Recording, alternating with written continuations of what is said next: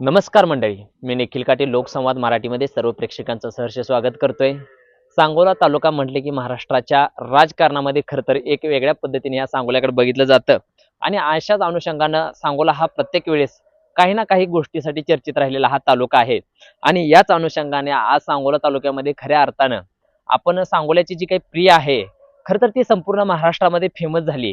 तर ही प्रिया जी आहे ती नेमकी कोण आहे, तर खरं तर आज आपण तिला भेटण्यासाठी खरं तर आपण या ठिकाणी आलेलो आहे आणि लोकसंवाद मराठीच्या हजारो प्रेक्षकासाठी ही प्रिया महाराष्ट्रामध्ये कशी फेमस झाली, खरं तर आपण हा विषय प्रामुख्याने या ठिकाणी मांडतोय. कारण राजकारणाविरहित आज आपण लोकसंवाद मराठीच्या माध्यमातून प्रेक्षकासाठी हा एक नवा एक आगळा वेगळा खरं तर विषय आपण प्रेक्षकासाठी घेऊन येतोय.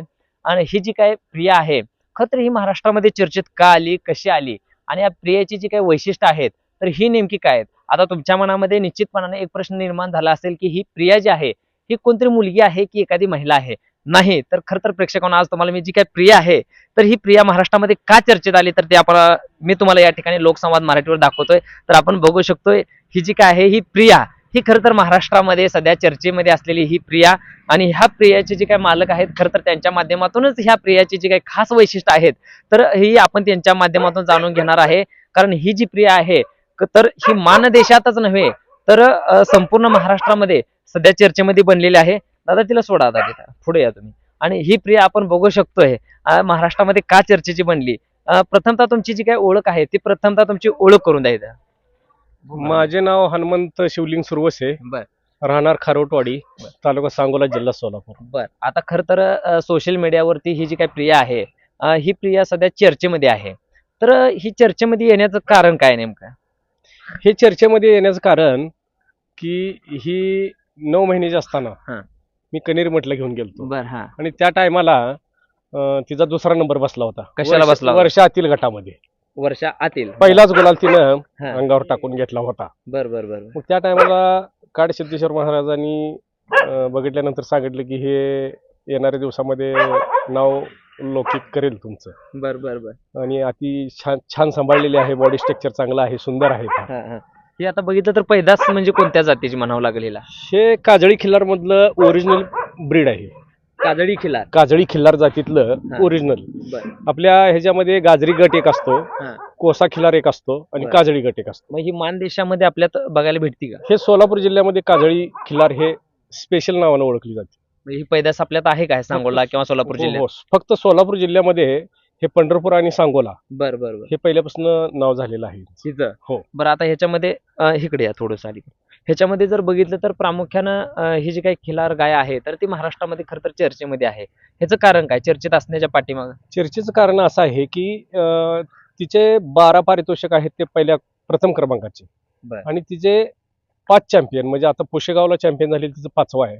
प्रथम चॅम्पियन तिनं 20 महिन्यामध्ये ओपन गटामध्ये प्रथम, 6 दातीमध्ये प्रथम, 4मध्ये प्रथम, 2 दातीमध्ये प्रथम आणि आदतमध्ये प्रथम, बरं. अशा सर्व गायी एकत्र येतात हा. प्रथम घेऊन. आणि आणि त्यामधून जे चॅम्पियन होतं हम्म. ते आमदार पैलवान महेशदादा लांडगे साहेबांनी वाढदिवसानिमित्त 2023 साली भरवलं होतं. त्या टायमाला 20 महिन्याची होती, कुठं पुण्यामध्ये? पुण्यामध्ये मोशीमध्ये. बरं हा हा. त्या टायमाला ते चॅम्पियन ऑफ द विनरची मानकरी ठरली पहिल्याच वर्षी. बरं ती बरं. गाडी मिळाली बरं आपल्याला बरं. HF deluxe. बरं बरं बरं. मग आता भारतामध्ये पहिल्यांदा सुटलेली गाडी आपल्याला प्रथम मिळाली.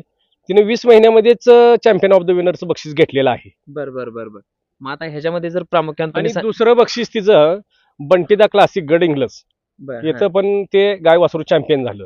आणि तिसरे चॅम्पियन तिनं गणेशवाडी कोल्हापूर भवराबट्टेच प्रदर्शन असतंय, त्यामध्ये गाय आणि वासरू चॅम्पियन ऑफ द विनर झाली. सोलापूरला पण गेल्या वर्षी चॅम्पियन झाली. आणि ह्या वर्षी पुशेगावला जे मानाज असतं ते सलग 3 वर्ष प्रथम क्रमांकाची मानकरी होती. बरोबर. आणि ह्या वर्षी पण तिनं सोडलं नाही. पण आता ह्याच्यामध्ये ही जी गाय आहे ही किती वर्षाची गाय आहे आता? ही आता तिला बरोबर येणाऱ्या मार्च मध्ये 13 तारखेला तिला 4 वर्ष होतात. 4 वर्ष पूर्ण होत्यात. हा, आणि आता ती जुळलेली आहे. बरं. मग आता त्याच्यामध्ये मगाशी तुम्ही सांगितलं की भोवरा आणि बट्टा, म्हणजे ही काय प्रकार आहे? हे त्यांचा जो भवरा बट्टा मतलब त्याचा भवरा जिथं पाहिजे त्याला बट्टा नसला पाहिजे असं एक प्रदर्शन असतं गणेशवाडीला. बरोबर. त्यामध्ये ती बरं. चॅम्पियन ऑफ द विनर झाली. आणि तिला खाली खोंड आहे, गुढीपाडव्याला झालं मग मला. आता म्हणजे पहिली वेत आहे गायचं? हा, पहिलं वेत.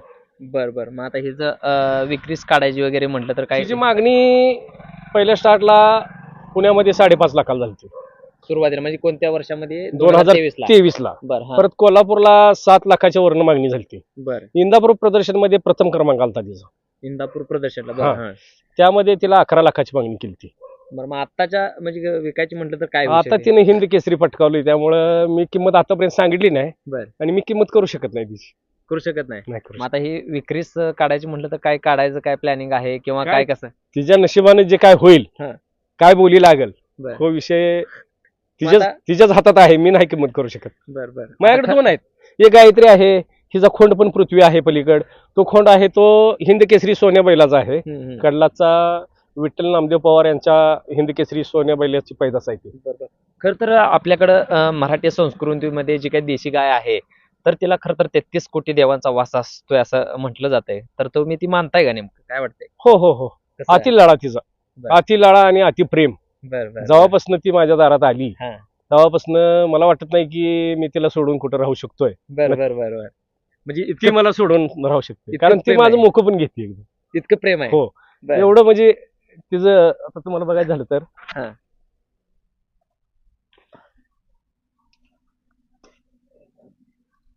मित्रांनो आपण बघू शकतोय आणि ही जी काही प्रिया आहे तर तो काय आपण बघू शकतोय मालकाला खरं तर अगदी जी काही मुका आपण म्हणतो अशा पद्धतीचं खरं तर ती गाय या ठिकाणी त्या मालकांसोबत आपल्याला करताना सुद्धा बघायला मिळते. तुम्ही बघू शकता की आपण या ठिकाणी दाखवतोय कारण सोशल मीडियाच्या जमान्यामध्ये याचबरोबर ग्लोबलायझेशन म्हणजे जागतिकीकरणाच्या याच्यामध्ये आपण बघितलं तर जी काही तरुण पिढी आहे तर ती एक वेगळ्याच पद्धतीनं खरं तर भरकटलेली आपल्याला बघायला मिळते आणि अशा पद्धतीचं खरं तर एक वास्तविक दर्शन म्हणजे जनावराला लळा लावल्यानंतर काय असतं तर ह्या ठिकाणी आपल्याला ही बघायला प्रत्यक्षदर्शिनी या ठिकाणी भेटतंय. आता ह्याच बरोबर जर ह्याचं अजून काय खास वैशिष्ट्य आपल्याला काय सांगता येतील? खास वैशिष्ट्य काय, ही काजळी ब्रँड मध्ये तरी 1 नंबर आहेच. बरं हा हा. आता याचा खोंड जी झालेला आहे हे खोंड साधारणपणे काय विक्रीला विकू शकतो? त्याची नाही अजून किंमत काय करू शकली, कारण ते 7-8 महिन्याचा आहे. गुढीपाडव्याला तो जन्मलाय बरं हा. आणि तिचा वडील पण हिंद केसरी झालेला आहे. बर बर बर. आणि बाळूमामाच्या चरणी गायला बोलवलं होतं आदमापूरला. आदमापूरला. रातभर प्रवास करून आलो बरं हा. आणि सकाळी गुढी उभा केल्यानंतर ती वेली बर बर हा. आणि गुढीपाडव्याचा खोंड दिला तिने. गुढीपाडव्या दिवशी. हा. आणि खोंड पाहू शकता तिथे खोंड आहे. बरोबर हा हा हा. आणि खोंडाला पण मी गटामध्ये उभा केल्यानंतर त्याचा दुसरा नंबर बसला होता पुशेगावमध्ये. दुसरा बसलाय. होय होय. बर बर. त्यानं पण गुलाल टाकून घेतला. मग आता पुशेगाव जी यात्रा आहे ही महाराष्ट्रामध्ये कशा पद्धतीने किंवा काय प्लॅनिंग काय असतं त्या यात्रेचं? 78वं वर्ष आहे त्यांचं. पुशेगावचं. हा. आणि ते नामांकित एकदम म्हणजे हम्म. तिथं जो विनिंग घेतो तो भारतामध्ये 1 नंबर. बर बर बर. असं तिथं म्हटलं कुणाच्या हस्ते खरं तर हिंदी केसरी दिला जातो किंवा कसं असतं प्लॅनिंग ती तिथं किंवा ह्या वर्षी कुणाच्या हस्ते तुम्हाला दिला? सुंदरगिरी महाराज होते आणि तिथले प्रांत वगैरे सगळे होते. म्हणजे सर्व शासकीय अधिकारी तिथे शासकीय होते? अधिकारी बर बर होते. बर बर. मग आता ही साधारणपणे गाय जी आहे मग आता पहिली वेळ झाले. होय.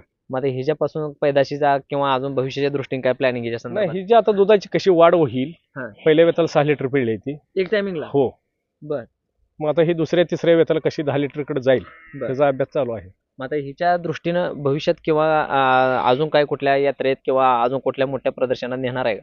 नाही, आता ही जिथं चॅम्पियन झाली हा. आहे तिथं चॅम्पियनची म्हणजे होणार नाही अशी आस धरून आणि दुसऱ्या शेतकऱ्यांना पण चॅम्पियन मिळलं पाहिजे बर बर अशी माझी भावना आहे. बर. की आपण जिथं चॅम्पियन झालोय हा.